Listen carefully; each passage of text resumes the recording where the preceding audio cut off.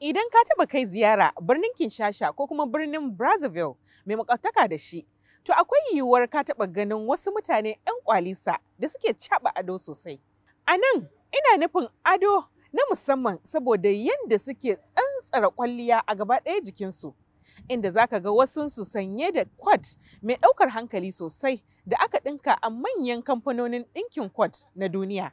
Irin waɗannan mutanen da ke caɓa ado da kwat za ka iya ganin su a ko'ina a unguwannin masu hannu da shuni da unguwannin 'yan rabbana ka wadata mu. Shakka babu idan har kana tafiya a kan tituna a birnin Kinshasa ko kuma Brazzaville, to ka taɓa ganin irin waɗannan mutane 'yan kwalisa. Sai dai bari na yi ƙarin haske dangane da wani abu da zai iya ɗaurewa mutane kai.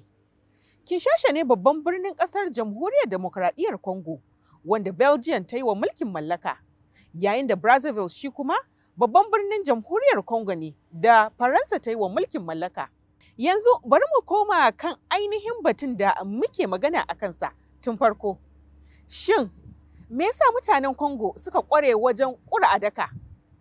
Hakan yana da halaƙa da shekarun 1920 lokacin da dukka ƙasashen biyu suke ƙarƙashin Turawan mulkin mallaka. A lokacin ne wasu mutane suka haɗa kai suka fara yaƙi da mulkin mallakar da ake musu.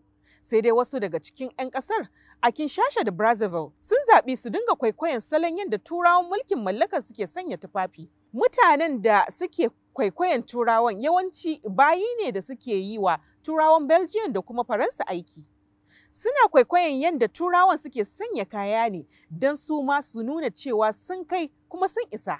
Bayin suna tara 'yan kuɗaɗen da ake biyan su ne idan su sayi irin kayan da Turawan suke sakawa. Sannan waɗanda aka tura ƙasar Belgium ko Faransa don su yi aiki sukan dawo gida da kayan da iyayen gidansu suka ba su. Masana tarihi sun ce salon sanya kayan 'yan Congo wata alama ce ta gwagwarmayar da suka yi da Turawan mulkin mallaka. Bayan tsawon shekarun da suka shuɗe ne sai kuma yanzu aka dawo da yayin sanya irin waɗannan kaya tsakanin al'ummu mabambanta a ƙasar Congo.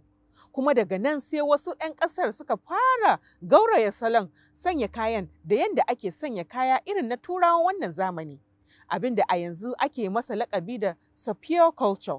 Mutanen Congo suna kiran wannan salo da sunan laissez-faire, wanda yake nufin shigar masu aji. Salon sanya kayan yana nuna 'yanci da kowa yake da shi na zaɓar abin da yake so. Kazalika yana nuni da wata tsohuwar al'adar mutanen Congo. A wasu lokuta za ka ga masu irin wannan shigar suna sanya coat mai ɗaukar hankali tare da sanya wata hular malafa nau'in fedora, kuma sai su riƙe wata sanda ko su sanya wani takalmi mai siffar fatar kada. A wasu lokuta za ka iya samun ɗan gayu wanda yake sanya irin waɗannan tufafi kuma yana zaune a gidan da yake biyan $50 a matsayin kuɗin haya kowane wata.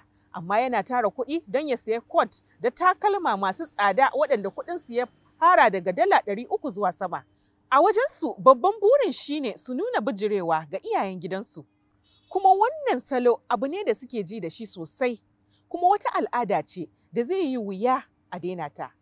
Sai dai ga waɗannan 'yan kwalisan suna ganin sufa suna kashe kuɗinsu ne ta hanya mai kyau. Marigayi shahararren mawaƙin Congo, Papa Wemba, yana cikin mutanen da ake ganin sun raya al'adar lissafe. Akwai lokacin da ya taɓa cewa al'adar lissafe kamar addini ce.